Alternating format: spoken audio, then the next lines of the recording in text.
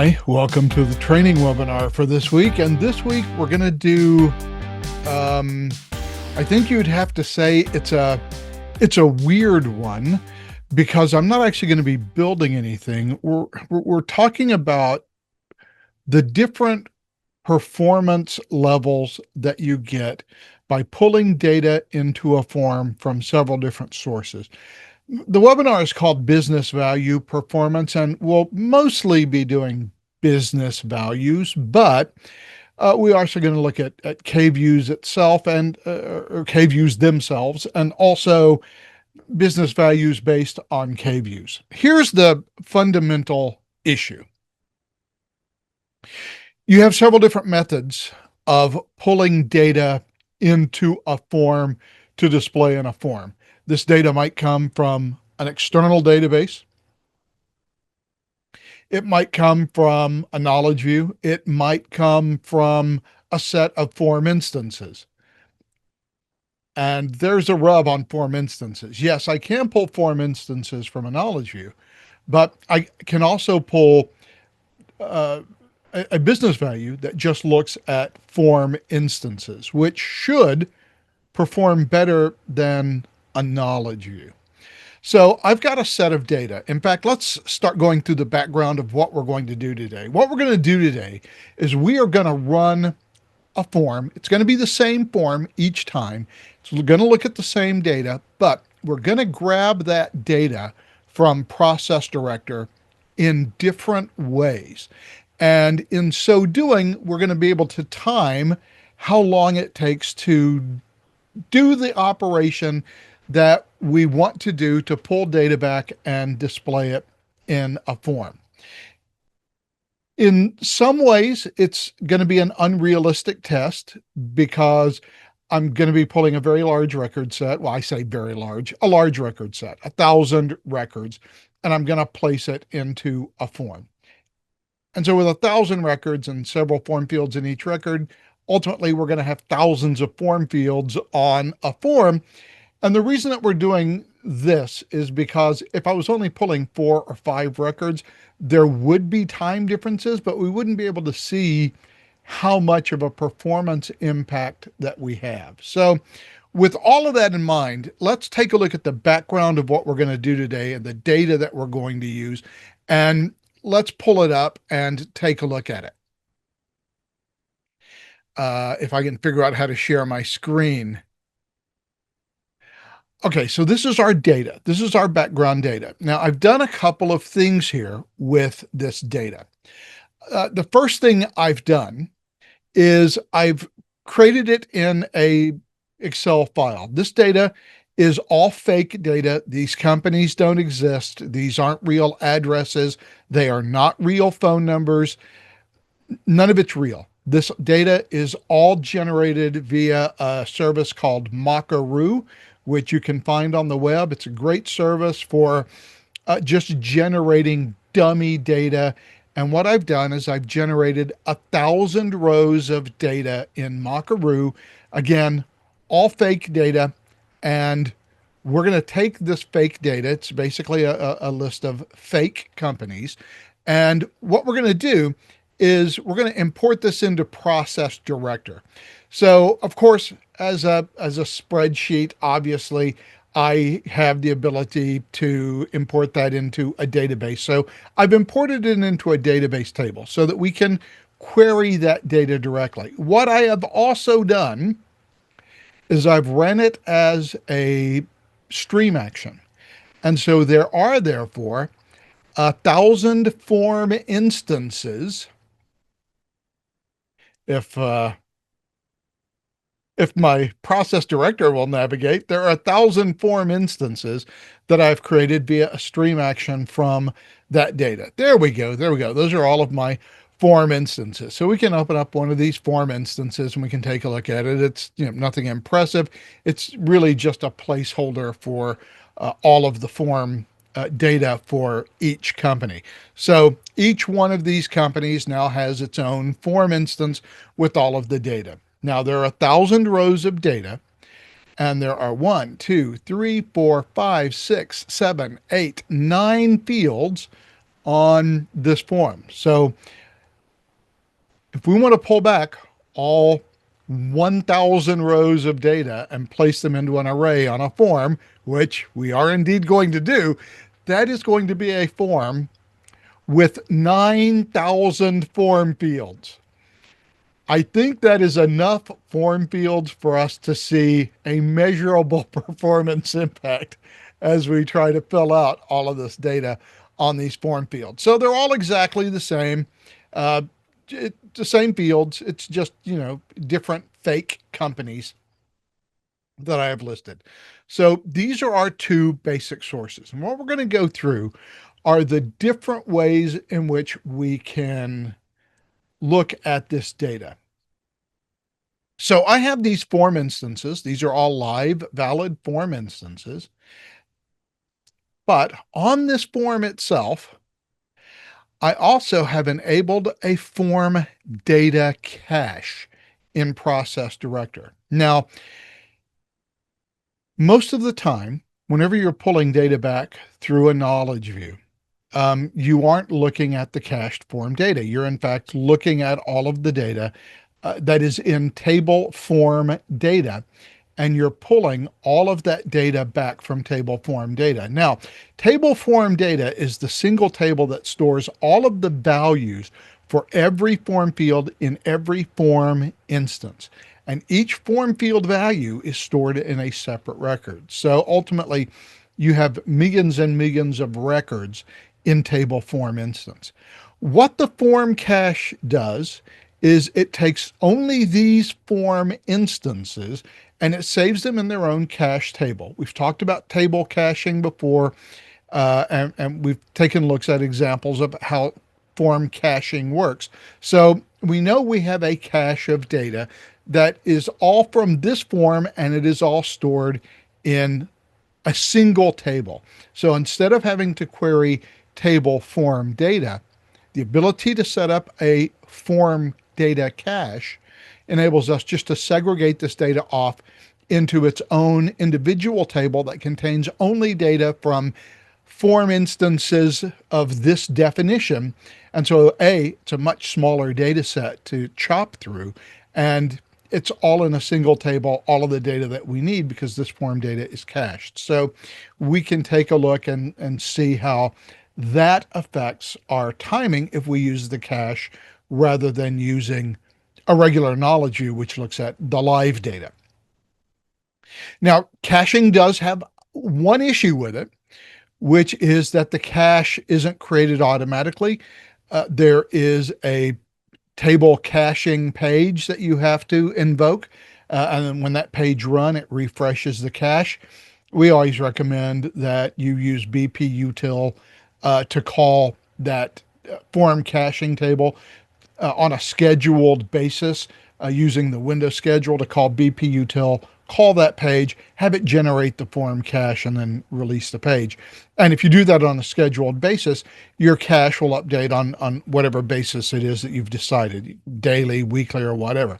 Now, the problem is that the cached data is not, of course, 100% current. Whenever you query a knowledge view, you're getting all of the current data back. Whenever you query a cache, you're getting the data back as it existed when that cache was last created. If you're doing it every hour, the data is an hour old. If you're doing it every week, the data could be a week old, and it may not be super current with what's happened in the past week. So you always have to watch that with form cache. Now, in our case, it won't matter because I've already created the form cache. Those 1,000 records exist in cache form, just as they do in Process Director in table form data. So our cache and our live data are exactly the same at this point, so that we know both are current. So far we've got 3 or 4 things we have to test. We're going to need to test a SQL data source. Next, we're going to have to test a knowledge view data source. We're going to have to test a form instances data source and a business value. And as far as the knowledge view data source, we're going to have to test a regular knowledge view, and we're going to have to test a cached knowledge view to get all of this data into a single table. So I think that's actually five that we have to test. So I've built all of those data objects. What we're going to be concentrating on mainly is this form right here. Now, this form just happens to be a template that I'm going to be importing over and over again. It is basically an array that puts all of 9 of these fields into a table, and it will just fill out all 1,000 fields because we're going to have all 1,000 records. Now, in an effort to make this work faster, we are going to make all of these fields that we have on this form, they are all disabled, and this form is set to show disabled fields as text. So all we're going to have to do is paint the text without having to paint the controls. 9,000 form fields that are active on a form is going to be problematic for many computers. I think my computer would handle it because I think I've got 32 gigs of RAM on this. So I think I can probably display any form with almost any number of form fields. Most of you probably don't have computers quite as powerful as the one that I have. So, your average run of the mill workstation with 8 or 12 gig of RAM, maybe, it's going to be slower. I'm running a gaming system here essentially. So I've got more powerful specs than your average bear. Although, having said that, this is also at this point a relatively old machine, but even at that, it was a top of the line machine a couple of years ago, and it's still probably pretty up there in terms of performance. So my performance is probably going to be a little faster than the performance that even you would see on a normal corporate workstation, because most people, when they get an organizational computer, desktop or laptop, it's sort of like the minimal specs you need to do your day to day. So mine will probably work a little bit faster, but maybe not that much faster, although having a whole bunch of RAM does help. So this is the form that we are going to create. And we're just going to go through each one of these, and we're going to just test the performance. So I have, or at least I had until it got turned off somehow. Let me pop this back up. Okay, so this is 5K player. So I'm probably gonna have to do this several times because my phone is probably gonna go, well, hold on. I don't think I have a stopwatch. Do I have a stopwatch app that's not on my phone? Because what I was thinking of doing was doing this through my phone. I did this the last time. And there we go. Now it's displaying. Let me get rid of that. Let me go back to there. That's what I have. I have a stopwatch, and it's set separately.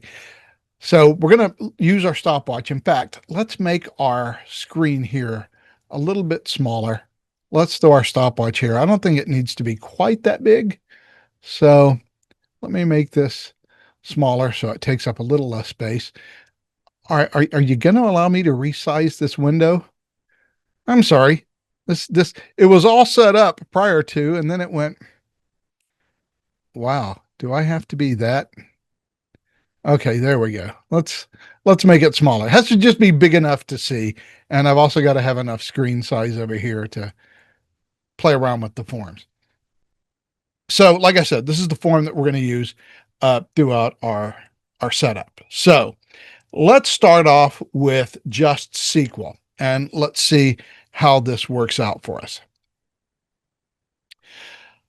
So I'm going to go ahead and import the form. So we'll import objects, and we'll browse for my form. That way I don't have to completely recreate the form every time. And we'll just import this, and unable to find the timeline link. I don't need a timeline link, so I'm not sure what this form is linked to. I don't even think I have a timeline for this form. Apparently I do. So we're going to go to this form here and we are going to configure it to pull some data. We're going to call this SQL BV form, and we're just going to pull the data directly from a SQL business value for this form. So this is our SQL BV form. We are going to have to set our set form data so that we can set our data for our business value. Now, I do have the business value built. Let me save this. So we're not going to have to build all the business values and everything from scratch. So I have Webinar SQL.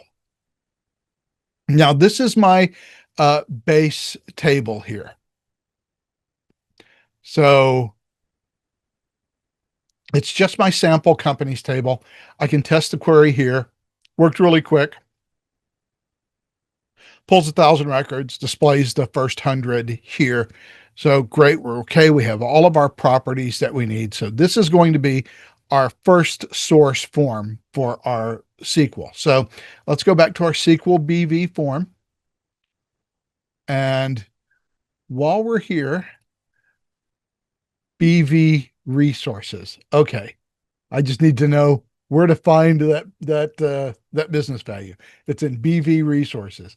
So we'll go back to our form, back to our set form data tab, and we are just going to set this on form creation. So it'll just pull all of our data back whenever the form is created.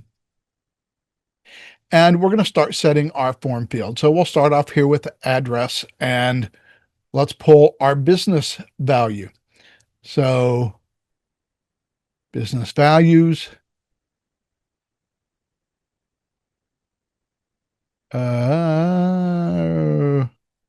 I thought it was resource BV. Okay. Oh, BV resources. That's what it is. BV resources. So we're going to go to Webinar SQL. And we just picked address. So we'll pull webinar SQL dot address as our business value. So that's webinar SQL. That's where we're pulling our data. We'll hit OK there. We'll make our life a little bit easier by go ahead and clicking update. And that will put our business value into its own little deal. And I can add 1, 2, 3, 4, 5, 6, 7, 8 more fields. So I have all 9 fields. And now we have city, and we'll pick city there. Company, company, company ID, and ID, and industry, industry, listed, listed, phone, phone, state,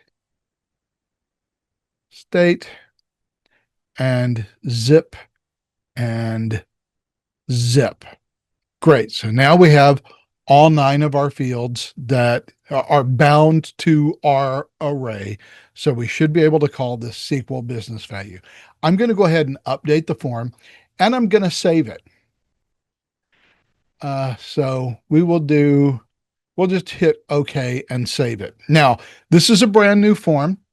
Whenever we create a brand new form in Process Director, it always wants to compile. That's always going to take some extra time. We want to elide past that compile process. As you can see, the screen here is completely gray. We don't want to add the compile process to the time it takes to return the data. So we want to have a fully compiled form and have it return our data. Okay, great. Now our form is compiled. Now that we have a compiled form, it should just start up and start running. So let's take a look at our stopwatch. Let's get ready to start our timing and let's click the run button and see what happens. So we're going to click run. And now it's going back, grabbing all of our data. We can see our time there as it goes by. And there we go. So 14 seconds for that form to show its results. And I do need to actually edit this form, but if I do, it'll compile again. But now that we've done it, let's try it one more time and see how similar our time gets. So we'll hit run and we'll start it once again, and we can watch our time elapse as we go. And so it was 14 and 3/4 seconds the last time. And well, I forgot to hit my stop button, but it was about the same this time. So pulling back 1,000 records, throwing them onto a form, creating an array of 1,000 records with, again, 9 fields for each record. So 9,000 form fields in this context is going to take us about 14 and a half to 15 seconds to get that data back the way that we want to get it back. Okay, great. That's looking good so far for our data.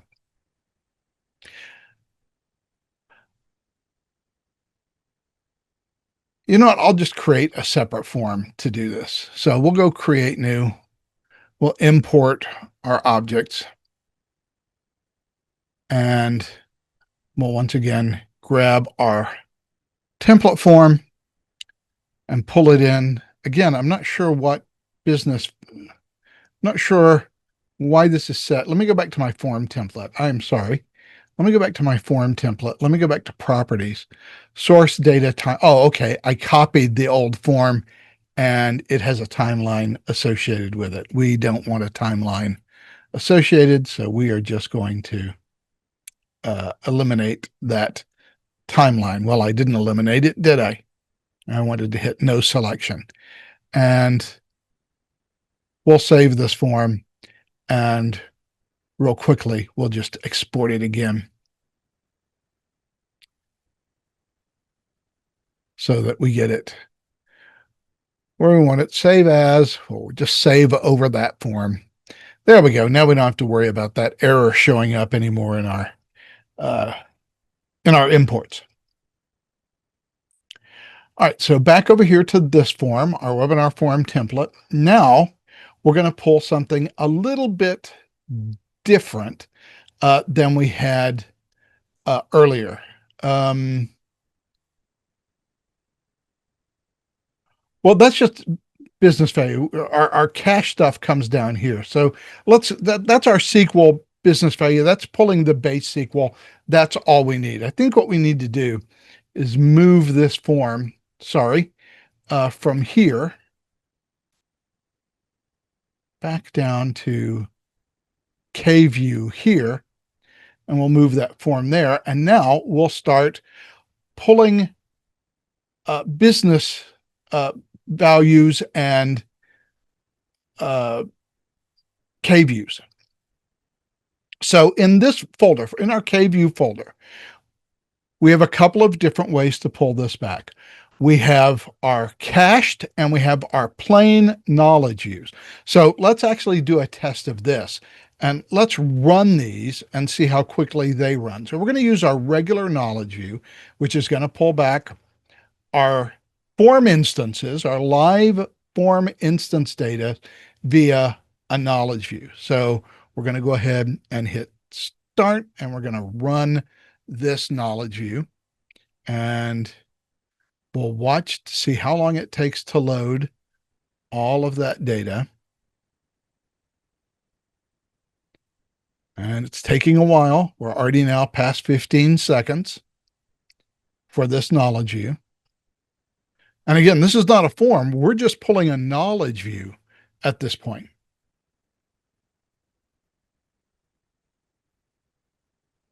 And it is taking us quite a while to pull these 1,000 records out of this knowledge view. I'm not entirely sure why it's taking this amount of time.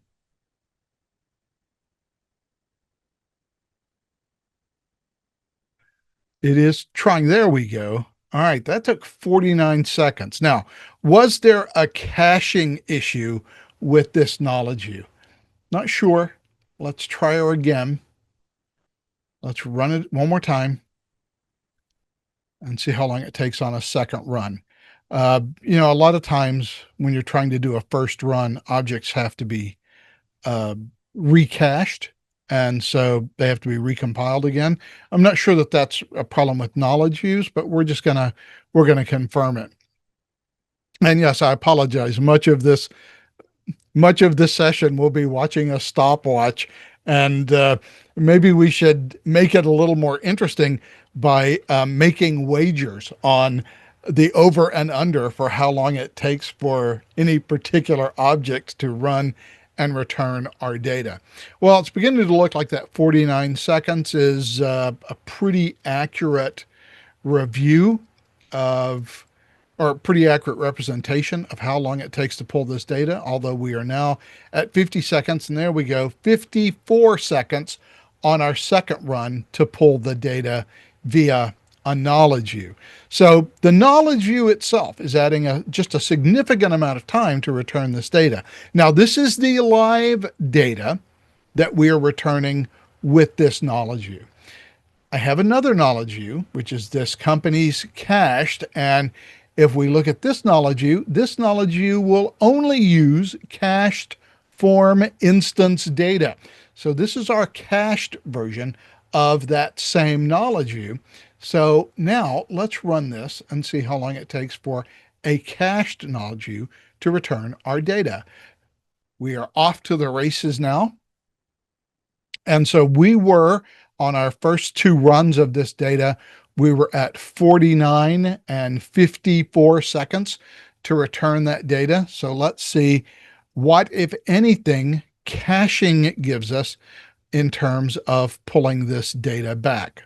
We're already at 23 seconds, 25 seconds. So it is not going to be twice as fast, clearly. 36, 37, 39. I remember our first shot was at 49 seconds. So we're already past that.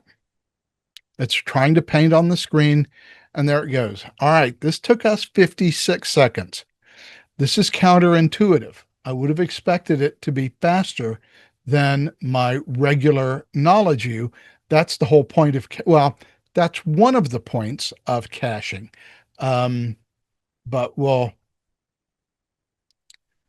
try this again, because again, that was a first run. So we'll just do one more run of the cached version of this and see how long it takes to return. And it may indeed take another full minute to get that data back from the database. I'm not sure. Not sure why it's slower, but it's always good to be able to just run through this kind of performance testing, which admittedly is something you probably wouldn't do on your own. So that is really the primary purpose of this webinar, so that we can actually get a real world look at what data retrieval looks like when we have, relatively large record sets. Should you be returning 1,000 rows of data in any circumstance? No, you should not. However, returning large rows of data like this in a testing scenario gives us a better idea of what performance might actually look like in the real world, as we have many different people running the same data over and over. So we exceeded a minute in time to pull back our cached data. So in terms of knowledge views, caching isn't great for us. So what I've done is I've created business values for both our cached and our plain data. So these are both knowledge view data sources, looking at those two different knowledge views. So we're going to use a knowledge view data source to return the data. Now, the time is going to be somewhat different because we have a lot of moving parts now that are working in order for us to get this data onto a form.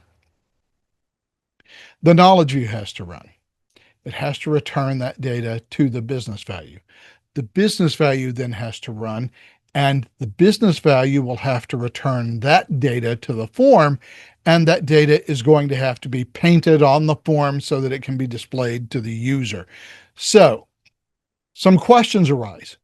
When I run the knowledge views themselves, those all have to be painted on the screen individually on their own little knowledge view form. What are the differences in time between doing that in a knowledge view and having that knowledge view generated and doing it in the background where I don't have to actually generate any visual representation of anything? I don't have to sort data or do any of that stuff. All I need to do is return that data in the background to a business value. And then my painting time is the amount of time it takes to get to the form. So let's go into this KView folder and let's create our new form. So we're going to go ahead and import a new version of that form. There's our template form, and this time it should import without any errors. Yay. And so we have our form. Here we are going to call this form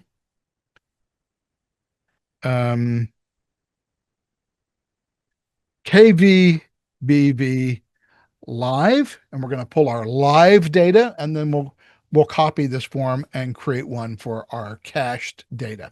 So we'll update that right there. We'll go back to our set form data tab.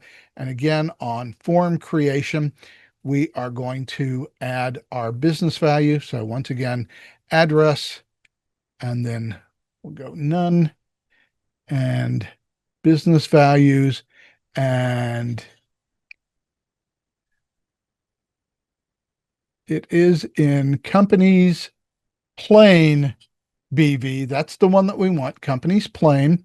And that was the address, right? So we'll go with our address there.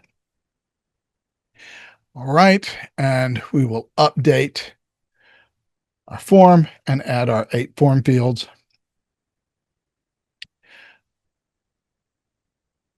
And that is 8. And now city, company, company ID, industry, listed, phone, state, and zip. Now, I know this bit is tedious, but unfortunately, it just happens to be the, I'd have to configure the business values independently anyway. So we can't get past the requirement of doing that. What we could do is pick the right fields, which I'm having a problem doing apparently. This is nope, it's ID. And this is industry. And this is listed. Phone, city. Nope, phone, state, and zip. All right, we're going to update and run this without timing it because, again, we're going to need to compile this form for first run. So we're just going to let this form runs until it displays, and then we'll run it again. And that's the one that we'll time so that we can see sort of the difference. So we can see what the actual display time is for this particular setup. So there we go. We have a form. Great. I'm going to hit OK. That form is now compiled. And now we'll run it and we'll time it. So we're off to the races again. Form is being created. Now, remember, this took between 49 and 54 seconds to return when it was just the knowledge view all by itself. Well, wait a second. That's way better. That's only 17.63 seconds. So apparently running the knowledge view itself is actually more resource intensive and takes a longer time to arrange and paint on the screen than it does just to pull the data and put it into a form. So running that knowledge view was relatively scary. running the form using that knowledge view as a basis for the business value performs way better. We're talking about a performance drop from 49 seconds when we just ran the knowledge view in the UI and 17.63 seconds for actually running the form. We're going to reset this actually, and we're going to run it a second time just to give ourselves a little bit better data set on how long it takes to do this. So once again, we'll just set this up, and my thumb is hovering over the stop button so that I can stop it as soon as the form paints on the screen. Now, can we beat 17.63 seconds on the second run of this form? Well, not really, but 17 and a half seconds. And I think I hit the start button a little fast. So I'm probably a quarter second or thereabouts off. So 17 point, let's call it 17.75 to 18 seconds. So we're within a half a second in performance. I'm pretty happy with this, I think, based on how slow running the actual knowledge view is.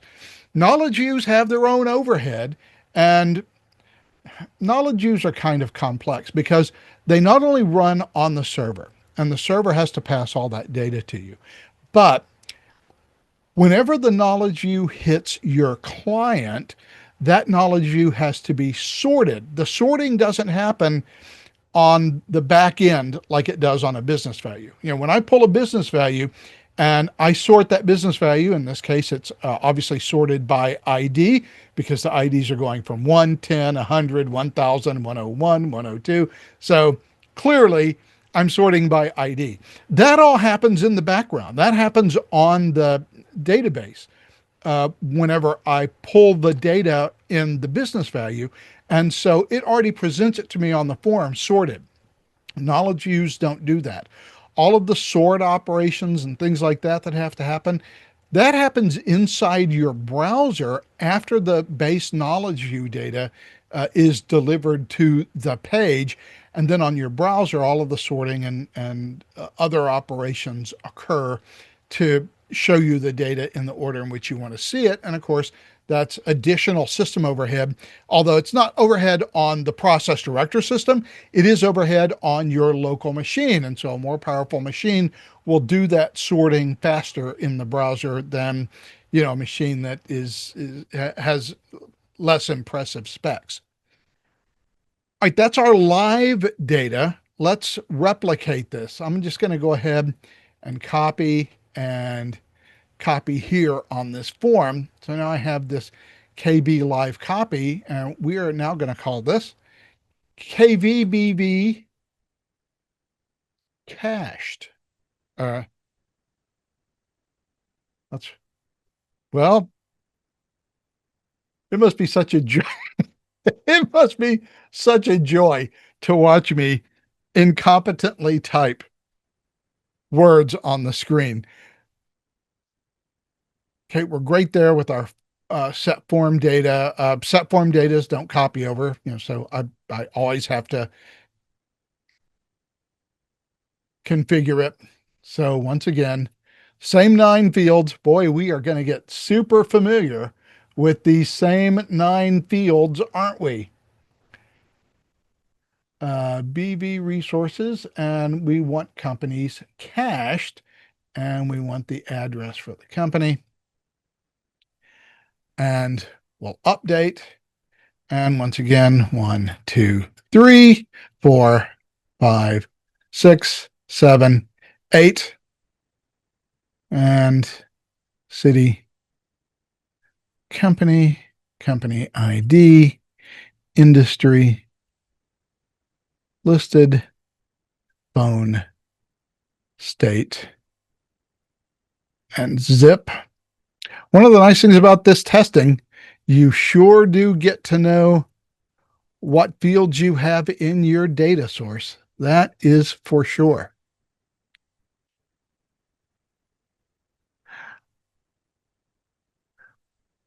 And in creating this, I tried to make sure that my fields were all named the same thing, although The difference between ID and company ID indicates that I messed that up just a little bit.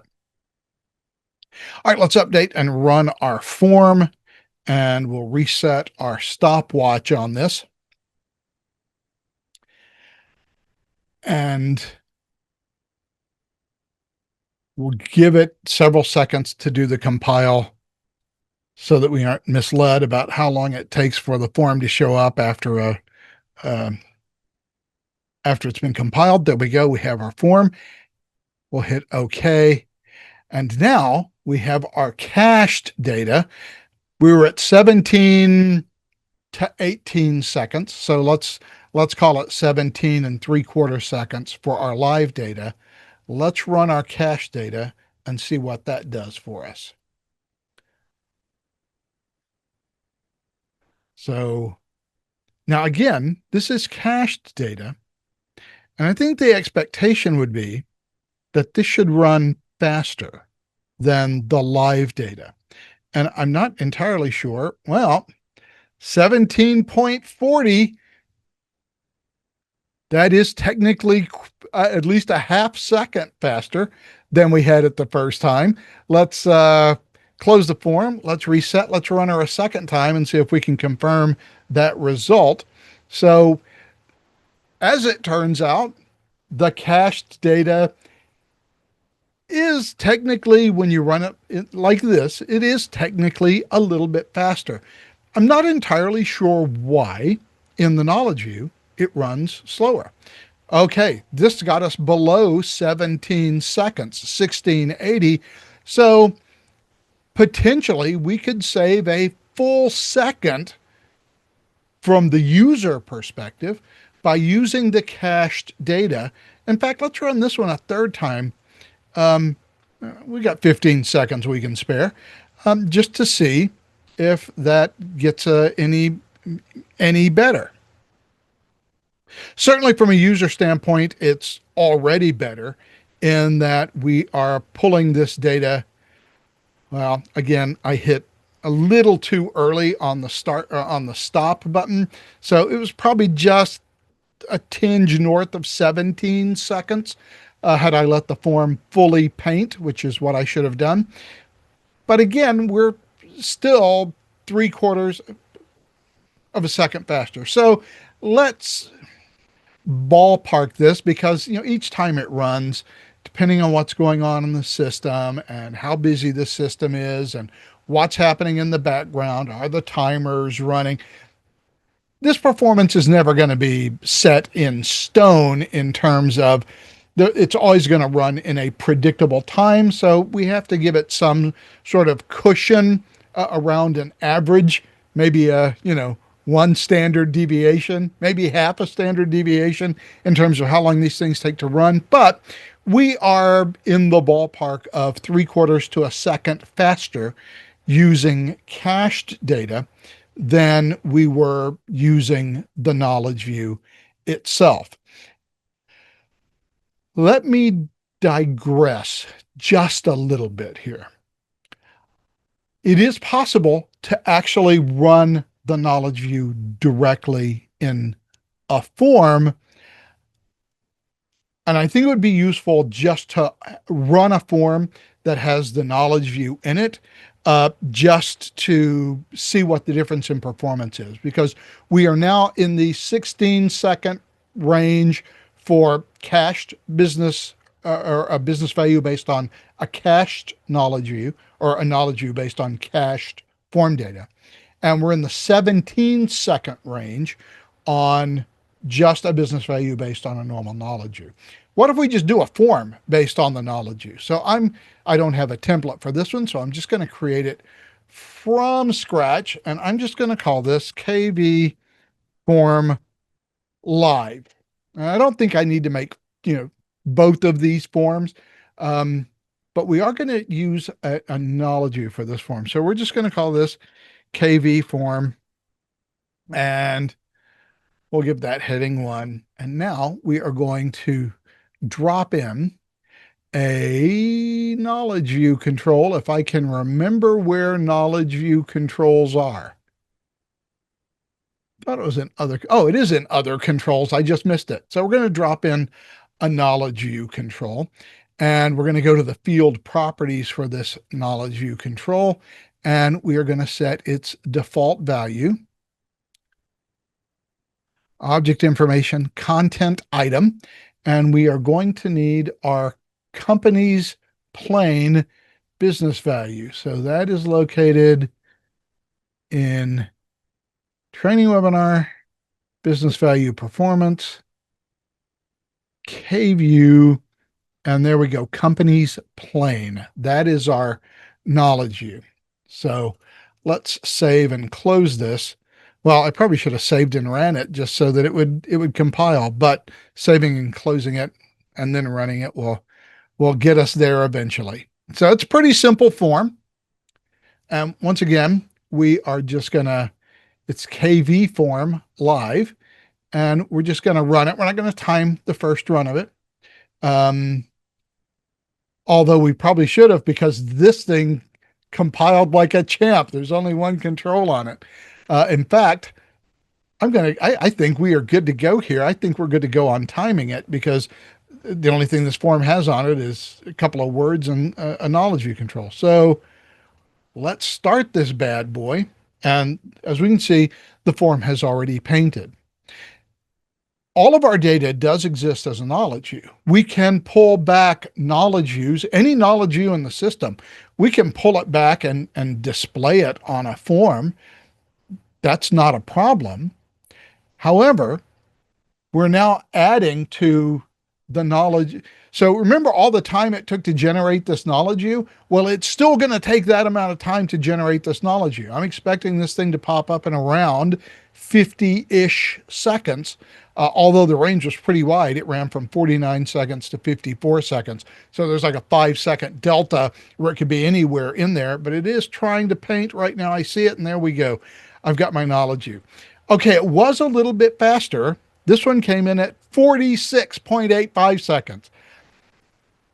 That is still a pain. And while you can use knowledge views on a form, and while they may in fact show up slightly faster than they would if you were just running the knowledge view and viewing it live in the content list, it's still a big difference between the 16 to 17 second range and the 46 to 50 second range that it looks like we're in now, because I've still got to rebuild this entire knowledge view. I've got to write this table structure.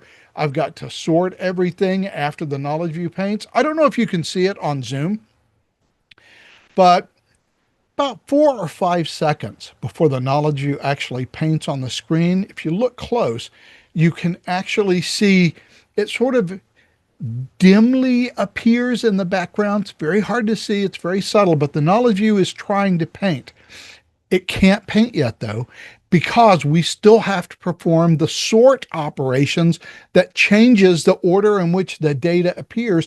And that all has to happen, just like in a regular knowledge view, it has to happen on the client with this knowledge view embedded in this form. So the knowledge view actually gets to the form relatively quickly. For some values of relatively, it does get to your form a little quicker than it would if you just ran it from the content list, but you still have that, 2 to 5 second pause while the sort and organizational operations occur on the client in your browser, in this browser window. Is where those sort operations occur. And so you'll note that whenever you run it, you can very dimly see that there are items, but you can't actually read them. You can just tell that they're trying to paint on the screen, but the full paint is not going to occur until the sort operations happen. And as you can see, it's using knowledge views on a form is certainly possible. You could have a form that, shows 10 knowledge views, and it's a valid way of reporting. In fact, one way of and a good way of using knowledge views on a form, and in fact, we talk about this in the reporting reporting, what am I trying to say? The webinar that I do on reporting, not the specific advanced reporting, but the one I do where I go through how you can use knowledge views to generate reports and forms. One of the valid ways of using a form with a knowledge view is if you need to have a lot of filters and you want to, instead of using the regular knowledge view UI, you want to add form fields as filters to enable people to, add or change different filters. That's all possible because you can pass all of those filters back to the underlying knowledge view in the knowledge view control itself, because you have this query string parms property where if you had a parameter like, ID that was built into your knowledge view, you could just say, ID equals, equals, and then, put in the value of a form field, like a form field system variable. And then you can just pass those form field variables to the knowledge view filters themselves simply by pulling them out of a form field. So there are uses for doing this, but look over on the right side of the screen, 46.85. Running knowledge views, they just have a lot of system performance impacts.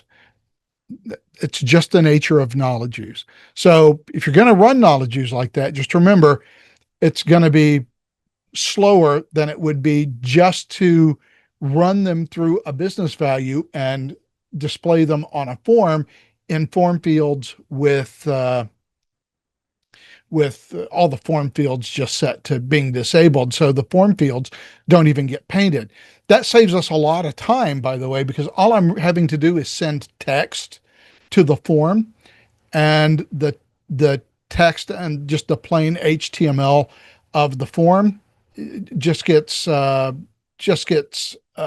sent to the form, and the form becomes substantially more lightweight and it goes a lot quicker. In fact, let me show you what I mean. So let's go back to my let's go back to this SQL BV form here, my template, which is not hooked up to anything.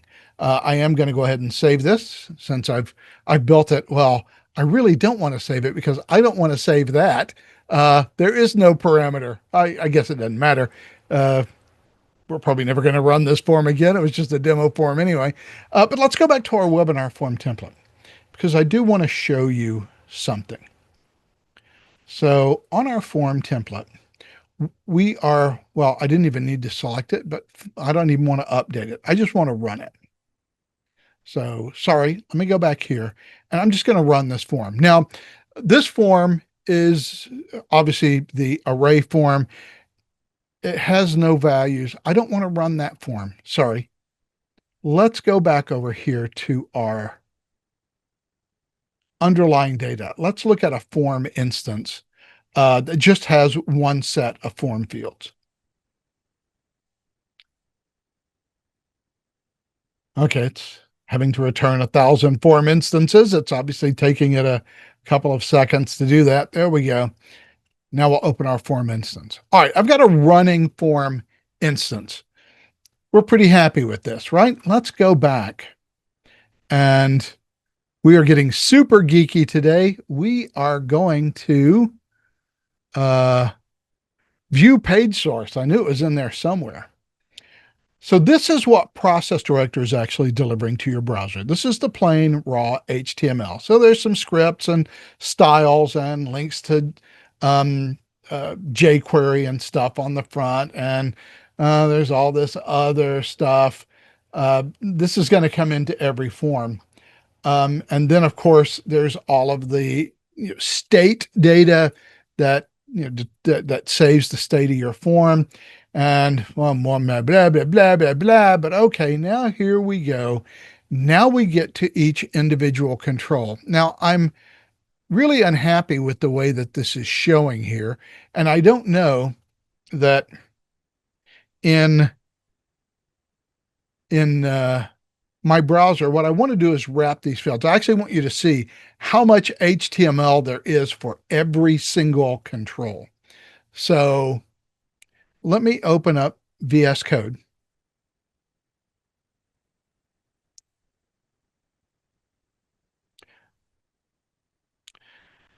And that's last week's training webinar transcript. So let's get rid of that. A file, uh, new file, sample.htm. So let's be sure that it's a sample file. Let me not throw it there. Let me throw it in downloads. We'll create the file there. Great. And now I will paste all of this data in here. So now when we go up and we look at our form, so all of this stuff at the top of the form, these are all just functions. We don't particularly care about that. Why is this window split? Okay, don't know what that was all about. All right, let's go through all of those styles, all of that stuff. Scroll, scroll, scroll, scroll, scroll. In fact, let's scroll this way because let's get down to our form itself. So now this is the state data for our form, and there's quite a lot of it, and that has to be saved. And now here are, well, more scripts, more page default methods. What do we,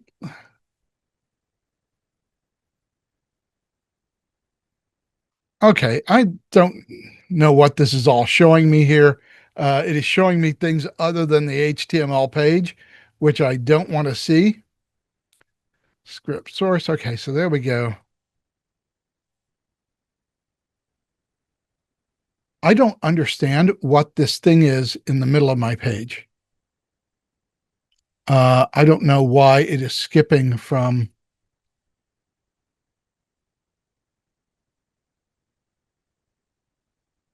Okay, I'm sorry, I don't understand why it is showing. I'm trying to show you a control. And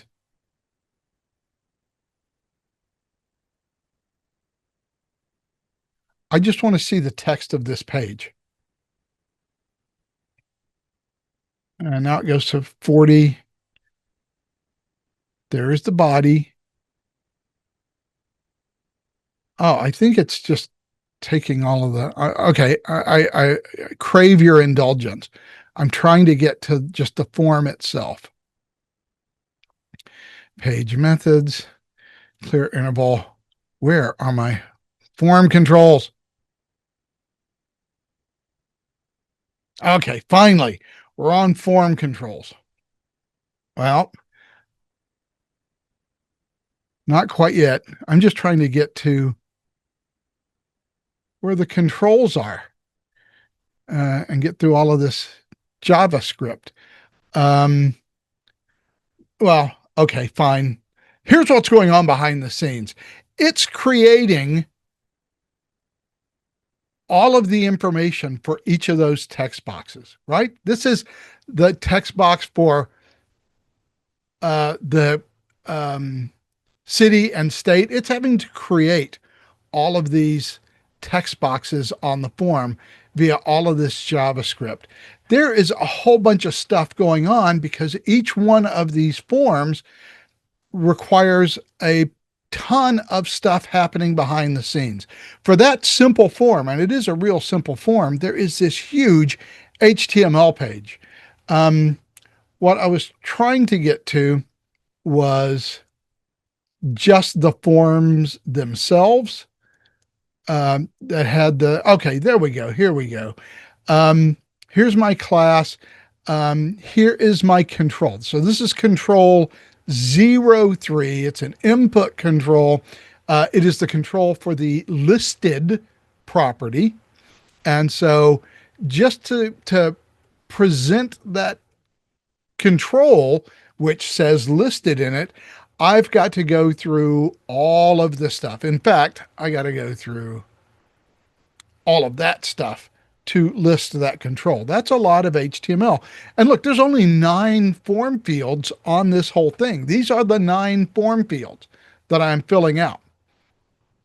All of the other stuff that you can see over here, look at the far right, you can see all of this stuff here. That's all JavaScript and stuff that has to happen to make all of those controls work. It's really heavyweight whenever you use form controls. Compare and contrast, and I'm going to go ahead and close that. Don't save. We'll just go back over here to, now those are forms with a real control, an active control on the page. But if I go back over here, we'll go to our KV business value cached form, and I don't want to update it. I just want to run it. And since we know the cache form runs slightly faster, we're going to run it, and then we'll look at the plain HTML for that too.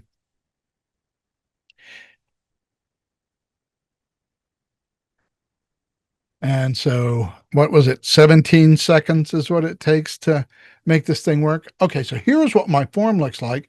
Let's go back and view our page source.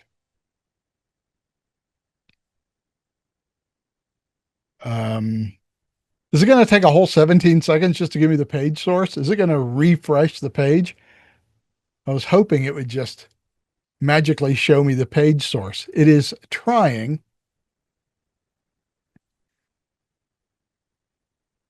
We'll get to it sooner or later. Okay, I still have all of this stuff up here at the top. That JavaScript is just sort of baked into Process Director. And then there is the form itself. So, boy, it's taking a long time to paint that JavaScript. And I don't know why. But ultimately, I get to my form, and when I have those form fields hidden, then all I'm doing is I'm just showing text.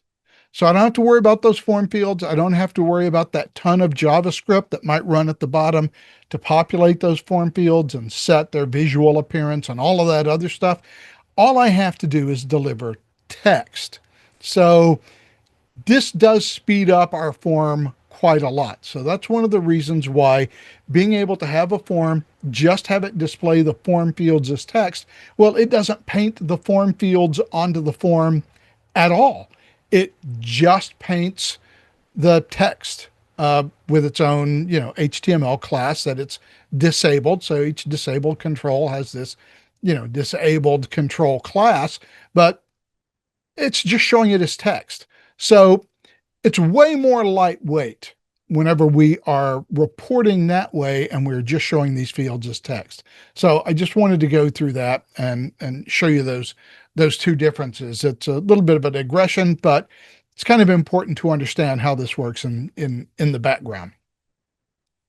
So having a form like this with just text, even with those 1,000 records, I can pull it in, as we saw, around 16, 17 seconds.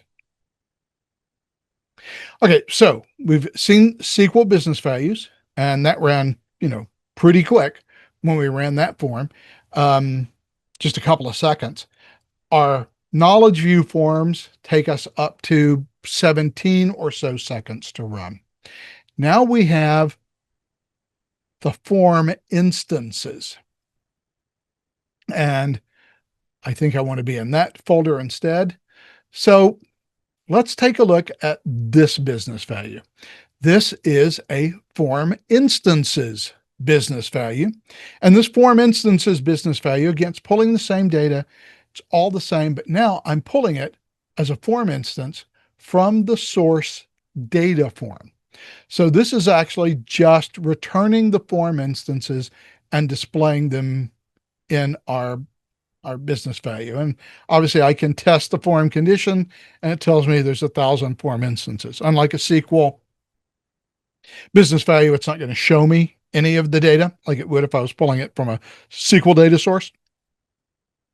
Same thing with knowledge view data sources. It doesn't show you the original data. Only the SQL data source does that.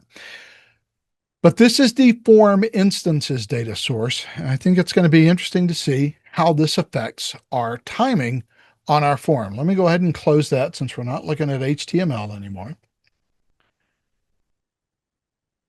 And let's once again import our form template.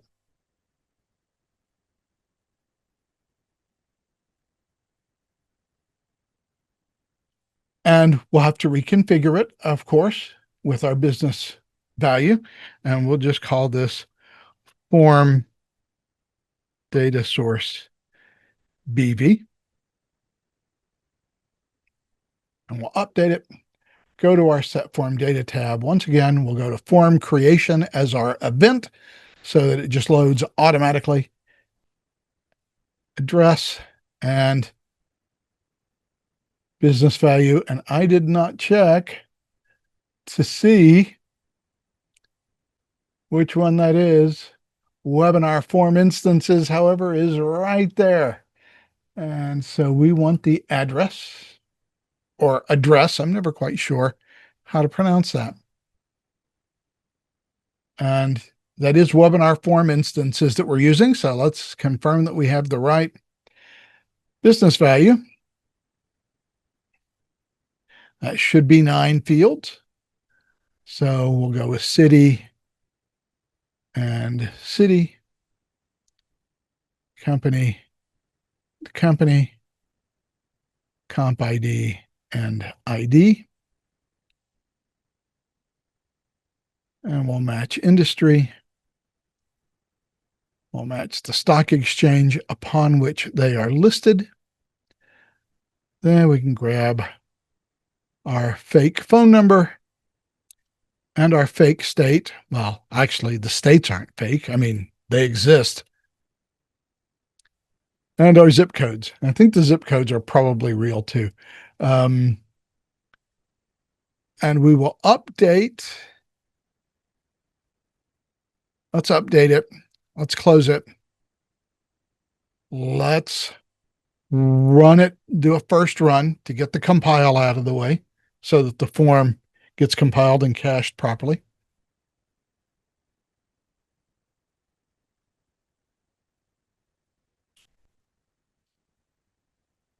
Oh, this might be painfully long, especially with 1,000 records. So this will give us a hint that we are not going to get our same business value performance from this type of business value. The form instance business value does have a use. I am stressing it beyond what it is intending to do. If you have a moderate number of form instances, it's fine. The performance difference isn't going to be noticeable. However, let's run this bad boy now that our form is compiled, and let's see what we get. So I'm expecting a relatively long wait for this to work. The form instance's business value is this weird hybrid of a knowledge view and a database query. I don't even really know how to explain it. And quite frankly, I haven't been a software engineer since 2013. So I'm a decade out of touch on how all of this stuff works in the background. It's very useful in some instances. That got us at 43.95.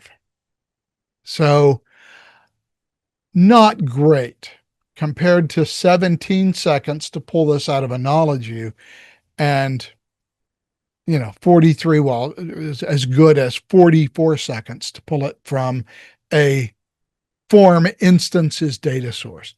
The form instances data source just isn't great performance wise, as you can see. And, whenever you're pulling 1,000 records like this, it makes it quite obvious that it's not a great method to return data, but it is a useful method to return data, because what it does allow me to do is just grab the form instances, link directly to those form instances. I could link them into the form because they're form instances, and I haven't done it here. Although technically I could pull the URL for each of these form instances because I know what the form instance ID is. Because when I pull back the form instances as a business value, I get the full context of the form instance. So all of its properties are available to me in a way that they're not in a knowledge view. I could probably work around it. Now I would have to do the same thing here in terms of using some system variables to pull some of the more obscure stuff, but I get the entire context of the form instance here. I'm really using it in a way that I probably would not use in the real world, because if I'm just going to want to report on this, it would be much faster to report. Well, I got a couple of different options to report if I just want form data. Sure, I've got the knowledge views, but remember, this form data is cached, right? I can just run SQL views because inside I didn't even explain that. Inside the form itself,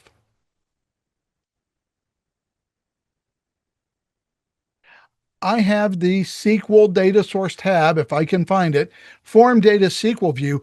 I can make a view in Process Director of all of this form data. And I can query that view directly from the Process Director database, more precisely the internal user database. But I can grab that view data directly out of the database. Similarly, because this form uses form caching, not only do I have the ability to create a SQL view, and in fact, I do have one. It's called source data form view.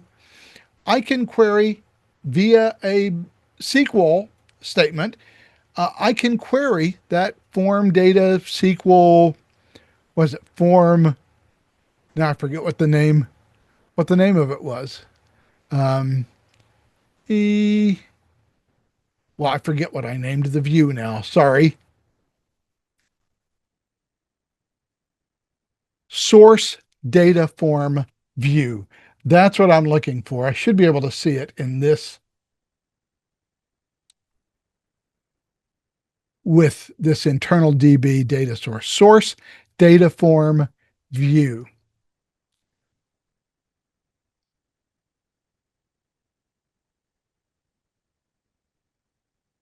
Uh, SQL sample.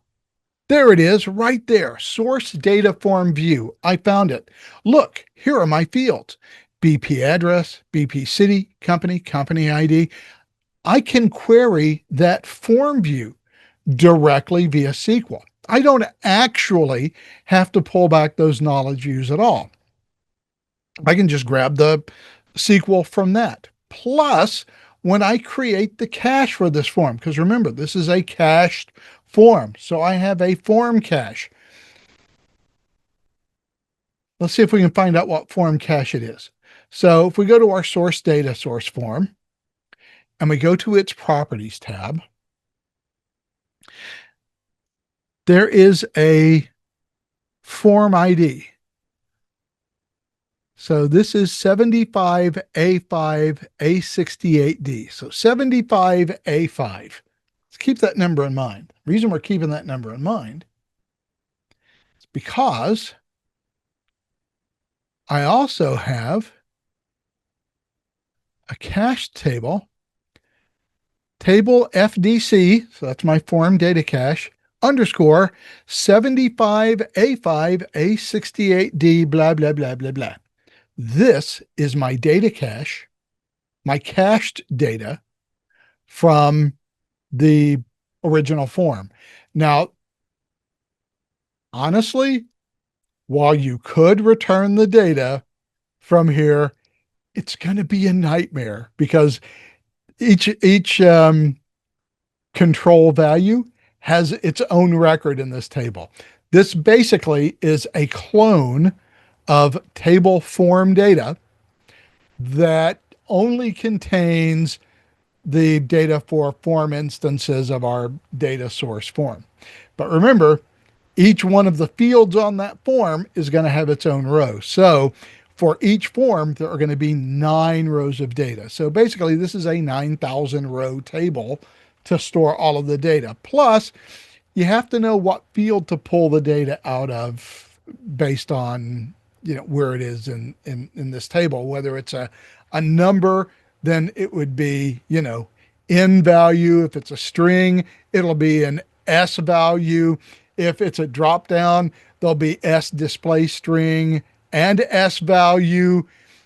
You really have to go and look at what table form data is in the documentation to see what each of these fields are and what it is they store. Then you'd have to write a SQL statement that concatenates all of this stuff, probably groups by form instance ID, to try to pull this data back into a row. It would be a complex SQL statement, but technically this data does exist in its own cache table that you can also directly grab via SQL. So your best choice, and you know what? I don't think we did the SQL. Yeah, we did. SQL business value form. I just threw it in the wrong folder. Boy, I have got this all messed up in terms of my organization. But if I run this form, which pulls all of my data back via SQL, oh, no. I have messed it all up. Now I don't know how long that took. We'll have to start. We're going to have to run this again. I'm sorry. Let's hit my start button and we'll run it. Now I'm pulling it all back via SQL. And I would expect it to be faster than 16 seconds. And it is faster. I'm down in the 15-second range for this. There's still a lot of overhead for pulling all the HTML back. It can't be painted on the screen until all the HTML comes back. And look, there's a lot of HTML on the form in the terms of JavaScript and stuff like that. Plus all of the connections to things that exist as source files, like the jQuery library and all of that stuff. That all adds time to the form and being able to paint this data on the form. But I'm a full second faster than I was off of running it from one of the Knowledge U data sources. So this, and again, it's 1,000 records, and when you have that much data, and we'll just run this again just for general purposes. When you have that much data, like I said, the time is still going to vary, but the range in which the data gets to the user is just going to be noticeably faster. So this took less than 15 seconds. I need to reset that because once again I hit the end button a little too early. Whenever the page flashes white, it always makes me think, oh, we're done. But now we were in sub 15-second territory. So there is this irreducible amount of time. So 14.96, so still sub 15 seconds. So I think we can generally say that we're in the 14 to 15 second range if we use a SQL business value. We're in the 16 to 17 second range if we use a Knowledge U. If we use just a live knowledge or a cached Knowledge U that looks at cache data, we're in the 17 to 18 second range if we're looking at data from a live Knowledge U, and then we're in the 45-second range if we're looking at the form instances. So we wouldn't use the form instances data source for this sort of reporting, which is essentially what we're doing. We're writing a report of all of these companies, because the processing time on it is just so much slower. So there is a noticeable difference. So there is between a 3 or 4 second delta between running a SQL business value, which is the fastest, and running a knowledge view, which is, the slowest. So that's what the performance stacks up like. So if we can grab with a SQL business value, and we're doing sort of reporting like this with, thousands of form fields and thousands of records, it might be better just to deal with this as text and not to worry about them as form fields, and to just pull them back via a SQL business value, because I have both the ability to create a view on a form, and I can query that view directly from SQL. I have my form data cache, which I can also query directly from SQL, although you do need to know SQL pretty well to make that work for you. But you can. All of that is probably going to be faster than running knowledge views. Having said that, the deltas are not going to be that large and that noticeable in this sort of use case. If you don't have, like I do here, a thousand rows of data, if I'm only pulling back 20 or 30 rows of data, there's still going to be a difference in time, but it's not going to be anywhere near as noticeable. When you're trying to open a form, the difference between 14 and a half, 15 seconds, and 18 seconds, sure, it's only 3 seconds, but it's noticeable.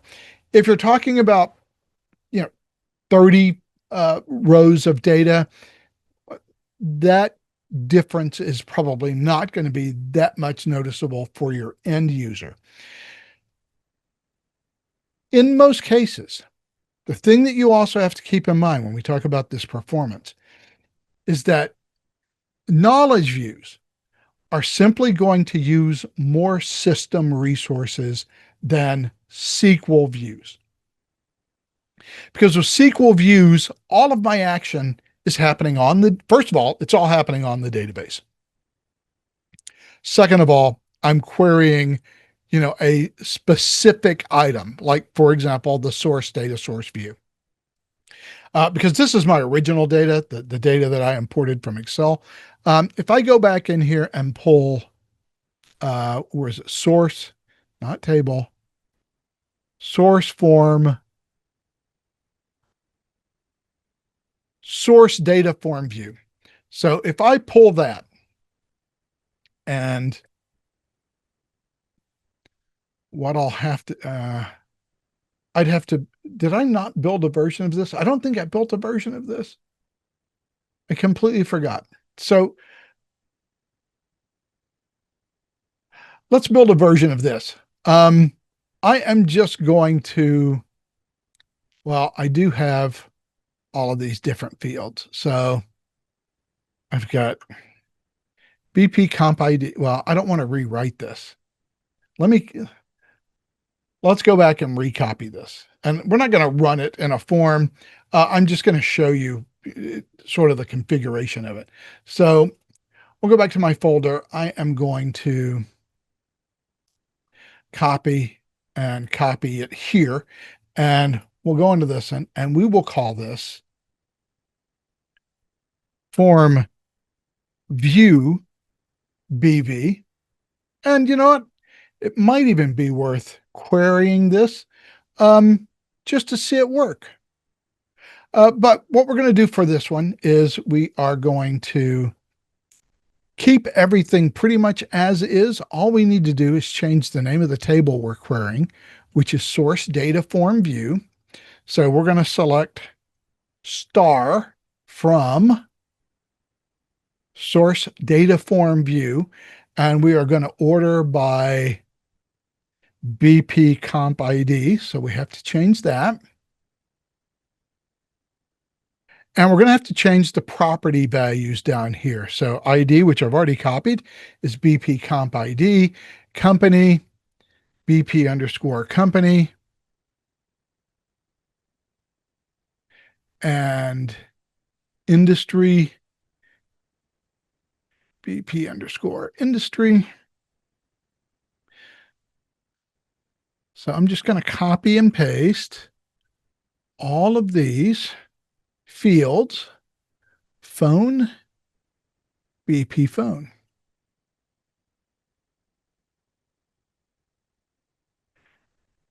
BP address. City. State. And zip. And we called this form view BV. I should be able to test this query. And actually, I probably don't want to return everything from here because it does have my form instance ID. It has my update user, when it was created, when it was updated. So I don't really need those items in here. So probably I just want to pull the 9 fields I want to pull. So instead of that, we'll go select comp ID, company, industry. Now I'm going to need to specify all the fields. In fact, let's go down to a second line on that, shall we? Company, industry, listed,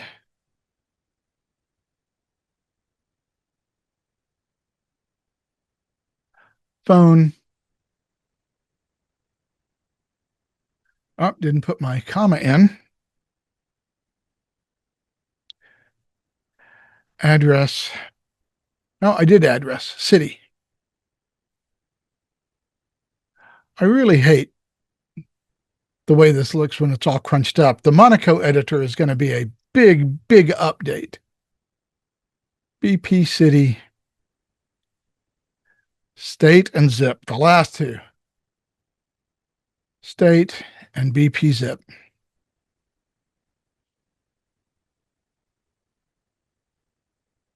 And now I should be able to test my query. And I should just get, just the data that I want. Perfect. That's exactly the same data set that I had before. But it's a pretty simple SQL statement. The only thing about it is, my phone has gone wonky. Okay. Why won't it give me, I'm sorry, it's not giving me how do I get back to the share my phone? Oh my goodness. The changes that they've made to iOS are worse than being stabbed. I cannot get back to the sharing thing. You used to be able just to swipe down from the top of your screen and it would show you all of the stuff that you wanted to see in terms of how the phone worked. Now it doesn't do that anymore. And I hate what they've done. Oh my goodness. I can't make it happen anymore.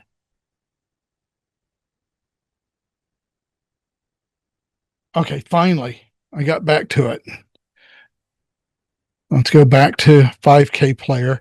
I hate that this thing shuts itself off, but I guess it's supposed to because it's supposed to save me battery power. Okay. Okay. Okay. Oh my goodness. Please stop. I used to really love the iPhone, and every change they've made to it has made it worse.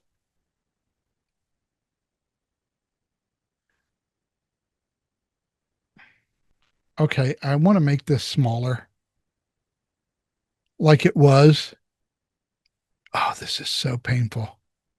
Okay, fine. We can do that. Finally, it let me make it smaller. Okay, so we have our data. We have our data source. We just copied the other one. So form view VV would be easy to find. We've seen it run. let's go back into our SQL folder, which I guess I created down here for some reason. And let me copy the SQL BV form, and we will rename this SQL form view form, SQL form view form. That makes sense. We'll then run back over here into our, not what I wanted to do.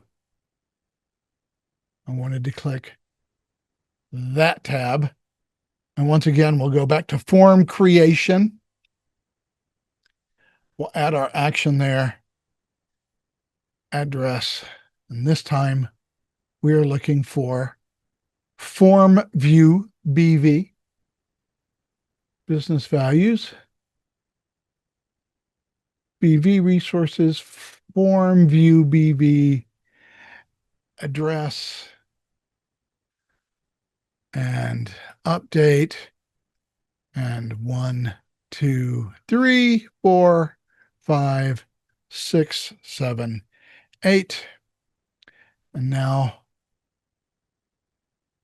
we'll set our fields up. Company, company, company ID to ID.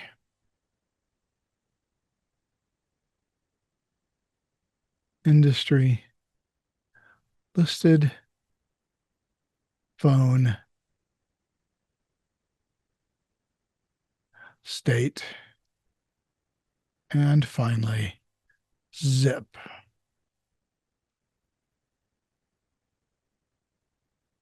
Okay, we'll save our form. Now we're looking at that form SQL view that we just created the data source for. We're again going to run the form to get it compiled first before we time how long it takes to pull the data and to paint the form.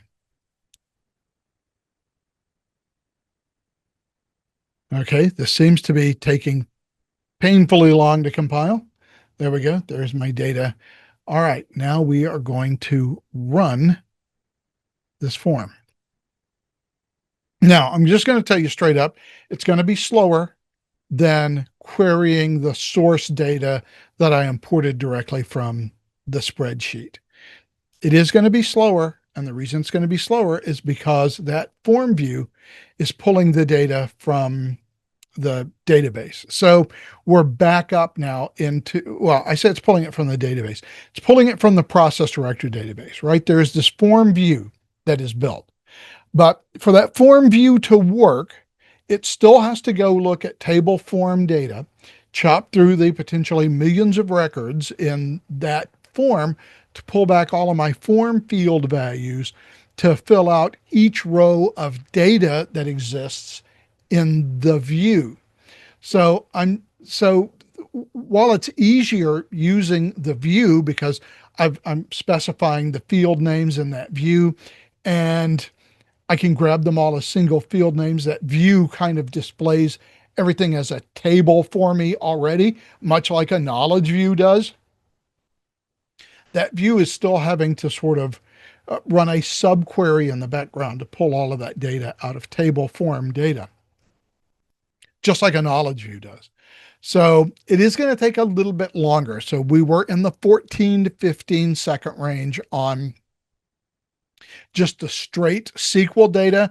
And of course, remember, a lot of that time is painting the form. And how much of it is painting the form and how much of it is returning the data, I couldn't tell you, but we can still see what the deltas are between the two. And we're going to actually run this a second time, just as we have all of the other forms, so that we can pull it back. So it's still easier to query. I'm still in the 16 second range. So yeah, anything between 15 and 18, I'm in the ballpark. I guess I'm slightly slower. Okay, that got it back in 1508. So I'm back in the SQL query range. It's not quite as fast. I'm not at 14 point whatever. I'm now at slightly north of 15. What the heck? Let's run it a third time just to see if we can't see what an average might be between this. It is slightly slower than a straight SQL query, but still pretty fast and still faster than pulling well, that got us to 15.63. Still faster than a knowledge view. I'm still pulling it back in SQL. So whenever I have a form instance, and people always, sometimes they complain, especially if you have a large data set like this, people complain, well, I've got this large data set. It takes forever to pull it back in a knowledge view. Right? Got it? There is a difference. So you can actually query, and as we've done here, sort of do that similar sort of reporting.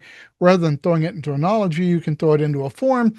And if all you're interested in is seeing the data, then I can query it via SQL and get that data back 2 seconds-ish to 3 seconds-ish faster than I could if I was querying a knowledge view. Now, obviously, there are differences in the capabilities, right? If I'm running a knowledge view and I click on the name in the knowledge view, it's going to just open the form for me directly. The knowledge view has a lot of built-in stuff that makes it work really well for some operations. It's not great for reporting because knowledge views are so heavyweight. SQL is lightweight. And we always talk about Process Director being a low-code platform. And that's generally true. But man, you use business values a lot. So at some point, investing in learning basic SQL, just knowing how to write a select statement, just to get basic data back, is kind of an important skill. It doesn't require a lot of investment in time. It doesn't require a lot of knowledge about how databases work or anything like that. But it does save you, or at least it saves your users time if you're doing heavy duty reporting things. And by the way, it's also useful in a reporting context whenever you are trying to actually do complex reporting. Let me go ahead and just create a report object here. And I believe we'll finish with this since it's 11:36. Let me pull up a report object. And we'll just call it sample. So in a reporting context, if I go to my report data sources, I have the same stuff. I've got knowledge views, then I've got data sources, and then I've got database views. And so when I'm running reporting, knowledge view reports are going to run slower than data sources or database view reports because, again, I can go and get my, where is it? Source data form view. And that view now becomes a workflow in my report. Now I can't do any changes to it here. It's just, the workflow that I've selected. I can certainly test it.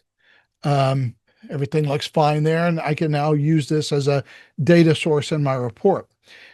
Now, the view is cool, but here's something that's even cooler because, and I'm using the internal DB or internal user DB. Let's use internal user DB global. I forget which one I was using. So we'll add that one because this has all of my internal user tables. Okay. When I pick a table here, so where is my SQL accounts, SQL vendor? I'm looking for customers. Where are they? What did I call that? I don't remember what I called that table. I know it's customer data. Okay, let's pretend it's Excel customer contacts. I think that is what it is in actuality. So let's accept that one and we'll add that data source. And I have the ability to click there to show advanced SQL. And now it's just pulling select star from Excel customer data contacts, but I have the ability, now that I know what table my data is in this case, Excel customer contacts, with that 1,000 rows of data, I can now write a different SQL statement to either filter that data, show the customer where state equals New Jersey or whatever it is that I want to put in there. I can now take that plain table and I can modify the SQL to pull that data back from Process Direct or however I want to pull it, whether I do it here or whether I want to, I can do the same thing, obviously, for my source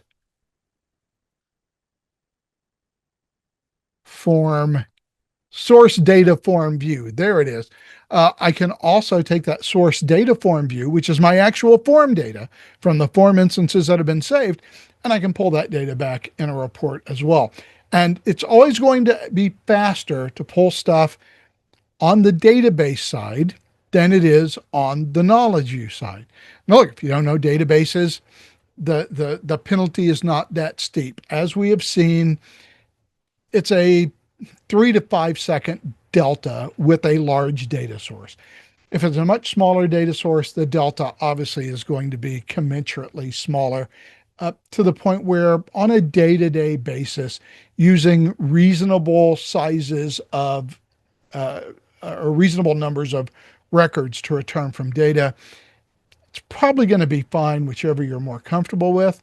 But you should be aware, as we've seen today, that SQL, if you can use it and leverage it, is always going to be the faster and more powerful way to bring back data, especially if I am going to go and do something like this, where I'm going to go and start changing SQL. The nice thing about SQL, as opposed to knowledge use, remember, is that all of your data manipulation, all of your sorting, any filtering that you do, any concatenation or grouping that you do, that all happens on the SQL server itself.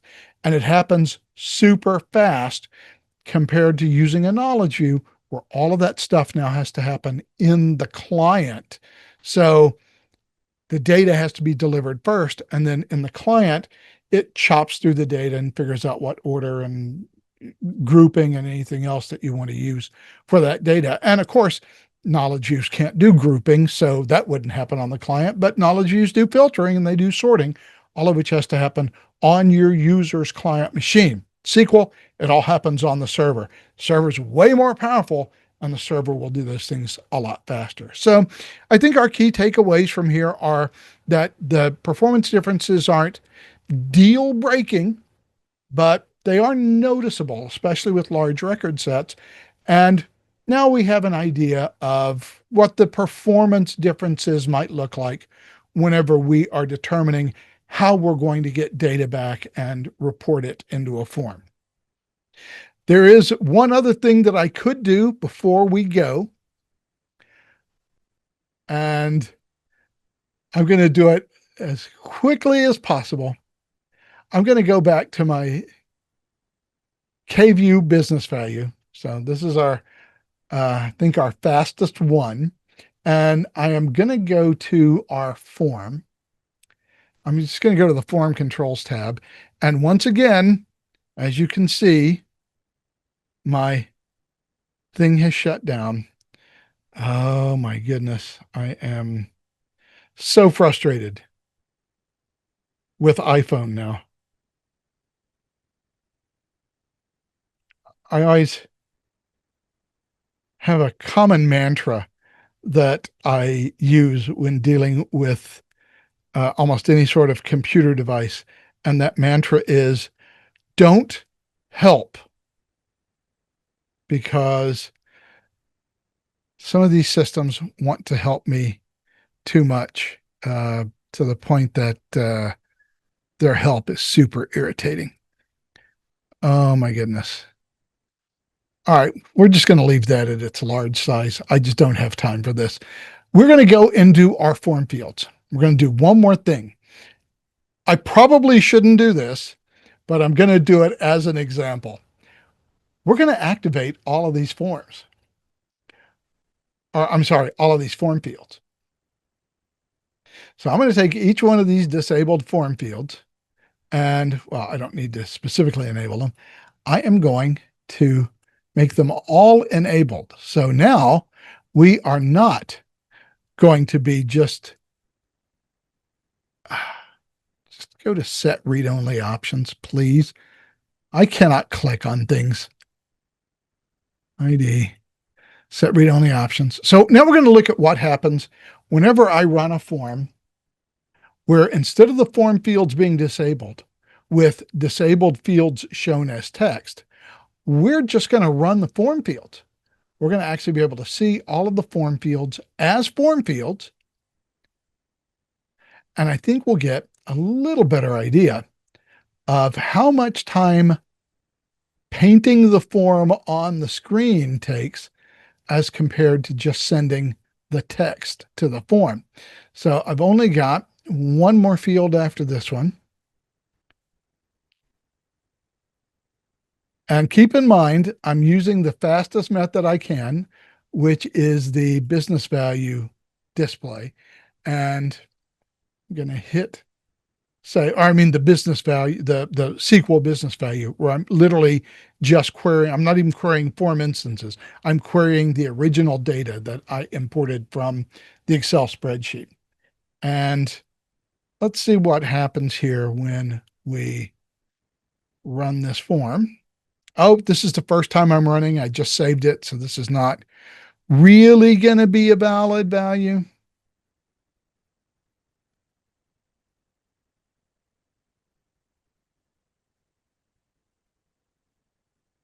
But I assume it's going to take some extra time. Okay, 19 seconds, 20 seconds, and I have no data in this form. So I'm not sure what just happened there. I shouldn't have any disabled fields, right? No properties. Nothing is set read-only options. And I'm using, wait a second, let's go back to my set form data here. I'm using companies plain BV. Oh, okay, that is not what I wanted to use. I've apparently misconfigured this to show the wrong data, so I apologize. We're going to have to do this one more time. Address, and this time we want business values, BV resources. That's form view, companies, cash plain, webinar SQL. That's what I want. Address. And update, we'll have to do this one more time. But this is our last time running through it. I don't know how many fields that is. City.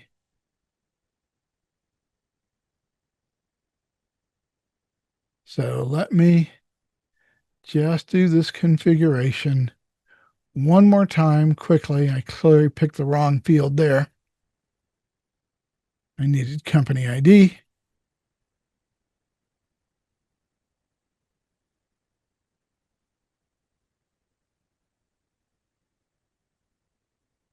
So it looks like I configured the wrong form whenever I copied it, but that's okay.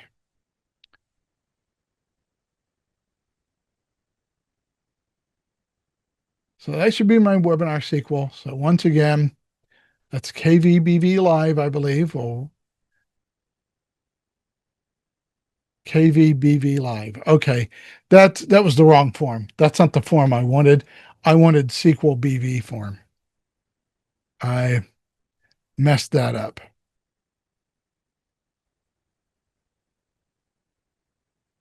But that's okay. We'll give her a second here.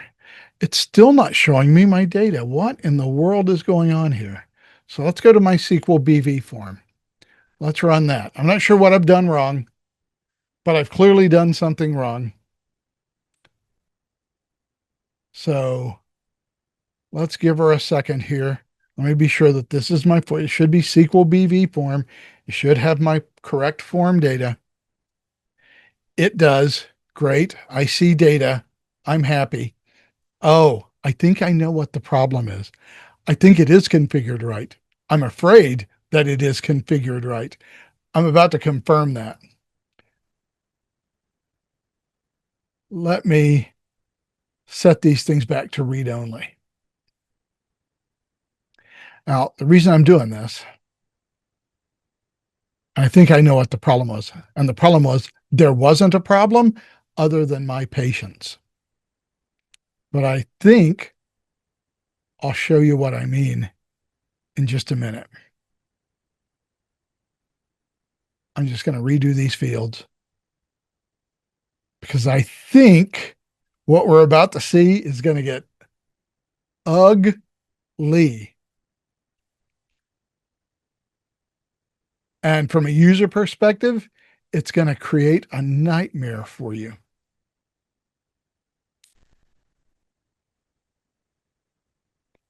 So 3 more of these fields to activate.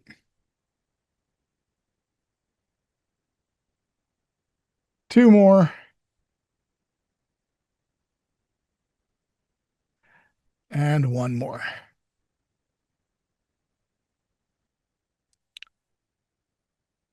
Okay.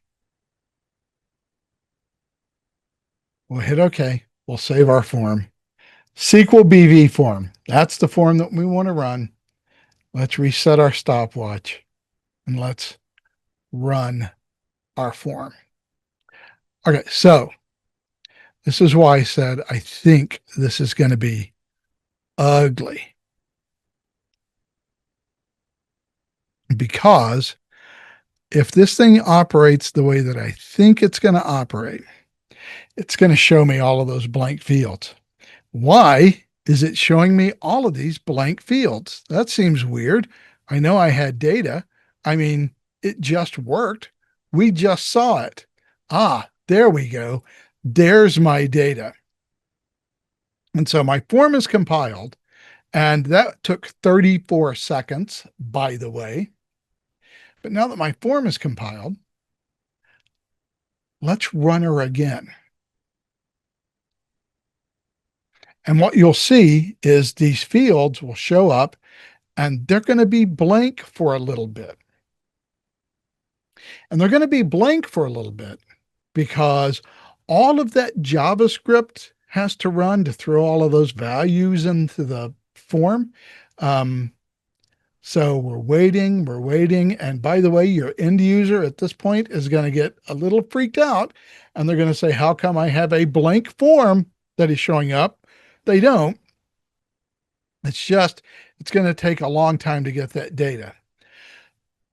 There are, of course, as I've mentioned, 1,000 records in this record set, 9 fields for each record. I've just made a form with 9,000 form fields. This works on my system, and yet, even though it works on my system, notice our time, 31.33 seconds. So we'll say 31 seconds. It was 34 seconds earlier, so we'll shave off 4 seconds for that was a first run, so it was probably form compilation that caused that. This form, because it has so many form fields, those form fields all have to be painted, and they get painted separately after the form sort of layout gets painted onto the form. Then it has to go from top to bottom and paint all of these form fields on the form. Not only does it take an extra 15 seconds for the form to even load because all of the form fields are enabled. So, we've been looking at just having text delivered to the form. This is what happens when you deliver hundreds and hundreds of form controls to the form. It, as we've just seen here, it has now doubled our time to get all of that data displayed in form fields. So don't put 9,000 fields on a form, even for something like this in an array. We want to use as few active form fields as possible because it is really going to substantially add to the loading time. As we saw in this, it added about 15 extra seconds to our form loading, and it looked like a blank form for a long time. And you know that you're going to have users who are going to see that, wait about 3 seconds. And when that form doesn't load, they're going to close it. They're going to try again. They're going to see the same thing. And then they're going to be picking up the phone and calling you and telling you that your form doesn't work. Well, that's not true. Your form does work. Well, your form would work on my machine. Would your form work on your user's machine? Maybe it won't, because we're taking up a lot of memory to make all of this stuff work. So that's why we've been using, disabled form fields and show disabled fields as text. So we've eliminated the time for painting controls and filling out control values completely from the picture. When you add them back into the picture, it's essentially doubling the time it takes to display the information in the form. Well, that's all I have for you today. It's 11:55. I had no idea that this thing would go on for 2 hours. I thought we'd be out of here by 11:15. Clearly, I was wrong.